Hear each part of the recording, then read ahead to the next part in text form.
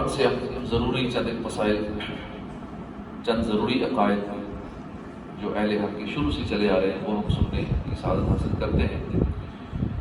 کرامات اولیاء، بہت سارے لوگ اس کا انکار کر دیتے ہیں کہ یہ سارا فراڈ ہے، حوصلہ ہے، جھوٹ ہے، اپنے طرف سے من گھڑت کہانیاں بنائی ہوئی ہیں، اسٹوریاں گھڑی ہوئی ہیں، یعنی اولیاء کی کرامات کو نہیں مانتے۔ جو عجیب و غریب اور حیرت انگیز کام نبی سے ہو تو اگر تو وہ نبوت کے اظہار سے پہلے ہو تو اسے ارہاس کہتے ہیں، جسے معجزہ کہتے ہیں۔ اگر وہ نبوت کے بعد ہو تو اسے معجزہ کہتے ہیں، اگر وہی چیز نبوت کے ظاہر ہونے سے پہلے ہو تو اسے ارہاس کہتے ہیں۔ جیسے عیسیٰ علیہ السلام کا بچپن میں کلام فرمانا، یا ہمارے نبی صلی اللہ علیہ وسلم کا کنکروں نے جو کلمہ پڑھا مٹھی کے اندر، پتھروں کا بچپن میں سلام کرنا، اگر ظہور نبوت کے بعد ایسا ہو تو اسے معجزہ کہتے ہیں۔ جیسے موسیٰ علیہ السلام کا عصا اور ید بیضا، یا نبی صلی اللہ علیہ وسلم کو چاند کو چیر دینا، 2 ٹکڑے چاند کے ہو گئے، سورج کا واپس لوٹانا، اور جو ولی سے صادر ہو اسے کرامت کہتے ہیں۔ نبی سے ہو تو اسے معجزہ کہتے ہیں، ولی سے وہی چیز ہو جو عقل میں نہیں آ رہی، سمجھ میں نہیں آ رہی تو اسے بھی کرامت کہتے ہیں۔ اور اگر کافر سے ایسا ہو، کافروں سے بھی ایسی چیزیں ہوتی ہیں جیسے اب معجزہ، کرامت، اور کافروں سے بھی ایسی کوئی عجیب چیز صادر ہو جائے تو اس کو استدراج کہتے ہیں۔ جیسے دجال کا پانی برسانا، مردے زندہ کرنا، جب دجال آئے گا تو یہ کام کرے گا، مردوں کو زندہ کر دے گا، بارش برسائے گا۔ ابھی تک اللہ کے فضل و کرم سے مسلمانوں میں کوئی ایسا فرقہ پیدا نہیں ہوا جو معجزات کا انکار کرتا ہو۔ ایک قادیانی ہے، قادیانی صرف حضرت عیسیٰ علیہ السلام کے معجزات کا انکار کرتے ہیں، وہ صرف اس لیے کہ ان کے مسیح موعود میں کوئی معجزہ نہیں، تو وہ کہتے ہیں کہ چونکہ اصلی مسیح میں کوئی معجزہ نہ تھا اس لیے ان کی مثل مسیح میں کوئی معجزہ نہیں، ورنہ معجزات کی وہ بھی قائل ہیں۔ خود قرآن کریم کو حضور کا معجزہ مانتے ہیں۔ ہاں، بہت لوگ کرامات اولیاء کے منکر ہو گئے اور کہنے لگے کہ اس جتنی کرامات ہیں یہ من گڑت کہانیاں ہیں، کس سے؟ قرآن سے کوئی ثبوت نہیں، اس طرح کی باتیں کرتے ہیں۔ اب آپ سیدھا سادہ آدمی سمجھتے ہیں باقی یہ ٹھیک کہہ رہے ہیں، قرآن میں نہیں ہوگا ثبوت۔ اب وہ آیات کریمہ سنی جن کے اندر صریح اس کا ذکر ہے، کرامات کا ذکر موجود ہے۔ کلما دخل علیہا زکریا المحراب وجد عندها رزقا قال یا مریم انا لک ھذا قالت هو من عند اللہ۔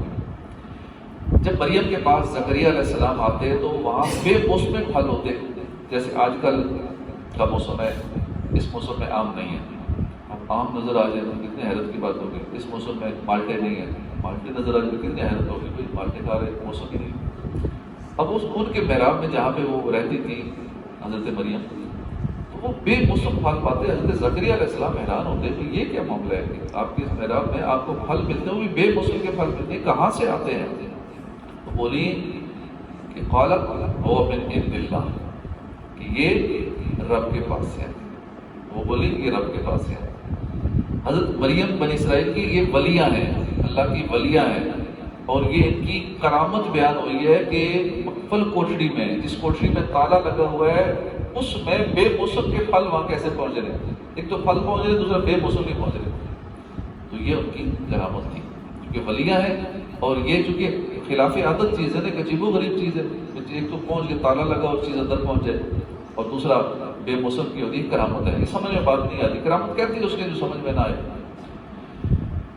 تو یہ ان کی کرامت قرآن سے ثابت ہے۔ دوسری، وَلَبِثُوا فِي كَهْفِهِمْ 300 سنین وازدادوا 9، اصحاب کہف غار میں 309 برس رہے، 309 برس تک غار کے اندر رہے۔ اصحاب کہف نبی نہیں ہیں، یہ بنی اسرائیل کے اولیاء کرام، اللہ کے ولی ہیں بنی اسرائیل۔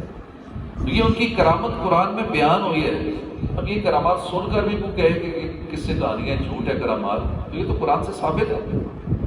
309 سال سوتے رہے، اتنا کوئی سوتا ہے، اتنا لمبی نیند روزانہ 7-8 گھنٹے سو سکتے ہیں، اتنا عرصہ، وہ بھی بغیر خوراک کی، 300 سال کچھ نہیں کھایا۔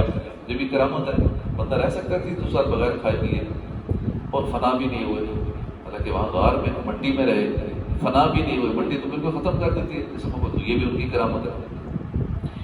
وَتَحْسَبُهُمْ أَيْقَاظًا وَهُمْ رُقُودٌ، وَنُقَلِّبُهُمْ ذَاتَ الْيَمِينِ وَذَاتَ الشِّمَالِ وَقَلْبُهُمْ بَاسِطٌ ذِرَاعَيْهِ بِالْوَسِيرِ، اور تم انہیں جاگتا سمجھو اور وہ سو رہے ہیں، اور ہم انہیں دائیں بائیں کروٹیں بدلتے ہیں، اور ان کا کتا اپنی کلائیاں پھیلائے ہوئے غار کی چوکھٹ پر ہے۔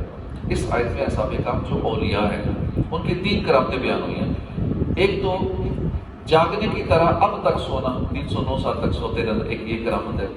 دوسرا کروٹیں بدلنا، سوتے ہوئے اللہ پاک ان کو کروٹیں بدلا رہا، اور پھر زمین کا ان کے جسموں کو نہ کھانا، 309 سال رہے زمین نے جسم کو نہیں کھایا، یہ بھی کرامت ہے۔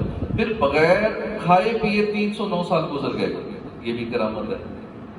اور ان کا جو کتا ہے، ان کے کتے کا اب تک لیٹے رہنا، یہ بھی ان کی کرامت ہے، نہ کہ کتے کی کرامت ہے، ان کی کرامت ہے کہ ان کا کتا بھی 309 سال تک لیٹا رہا۔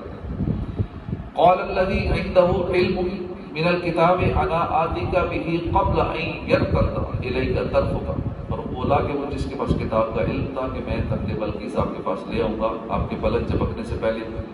یہ حضرت عاصم بن برقیہ نے یہ بات کی تھی، اور قرآن نے اس کو کوٹ کیا ہے، انہوں نے پلک جھپکنے سے پہلے تخت بلقیس حاضر کر دیا، یہ ولی تھے، یہ ان کی کرامت ہے۔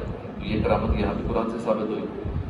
دور، اتنا دور تھا، وزنی تخت تھا، اور شام سے یمن تک لے آئے 1 سیکنڈ کے اندر۔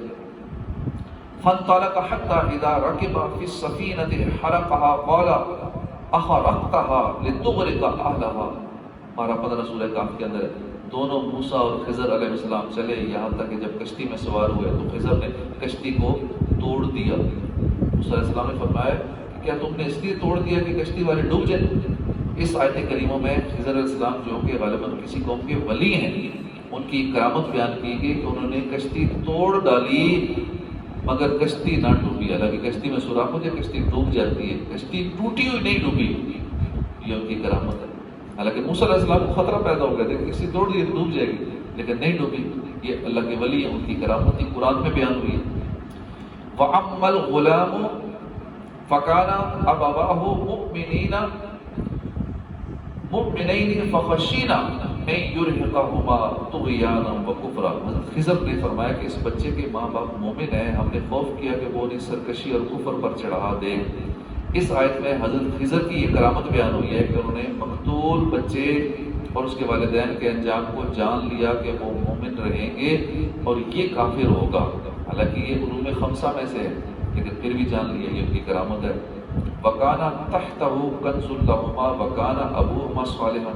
خضر نے فرمایا کہ اس دیوار کے نیچے 2 یتیموں کا خزانہ ہے، ان کا باپ نیک آدمی تھا۔ اب یہ بھی کرامت ہے خضر علیہ السلام کی کہ زمین کے اندر کیا چیز ہے یہ ان کو پتہ چل گیا کہ کیا دفن ہے، خزانہ دفن ہے، بغیر دیکھے پتہ چل گیا، یہ کرامت ہے ان کی۔ تو اس جیسی بہت ساری آیات ہیں جس میں ولیوں کی کرامتیں بیان ہوئی ہیں، ان کا علم غیب، طی الارض یعنی بہت جلد فاصلہ طے کر لینا، بے آب و غذا، بہت عرصے تک زندہ رہنا، بہت ساری کرامات کا ذکر قرآن پاک میں موجود ہے۔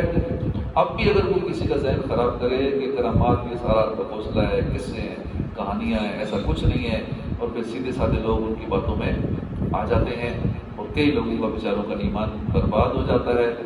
اسی لیے کہتے ہیں بد مذہب کی صحبت سے بچنا چاہیے، بد مذہب کے پاس نہیں جانا چاہیے، بد مذہب کے پیچھے نماز نہیں پڑھنی چاہیے۔ نماز پڑھیں گے، ملیں جلیں گے، ان کی بات سنیں گے، تو دل میں تھوڑا ادب و احترام پیدا ہو ہی جائے گا، اور پھر ایسا ہوگا کہ ایمان کی بربادی کا خطرہ پیدا ہو جائے گا۔ اس لیے ایسوں سے بچنا چاہیے، ایسوں کے پاس نہیں جانا چاہیے۔ اللہ پاک ہمیں عمل کی توفیق عطا فرمائے، آمین بجاہ نبی الامین صلی اللہ علیہ وآلہ وسلم۔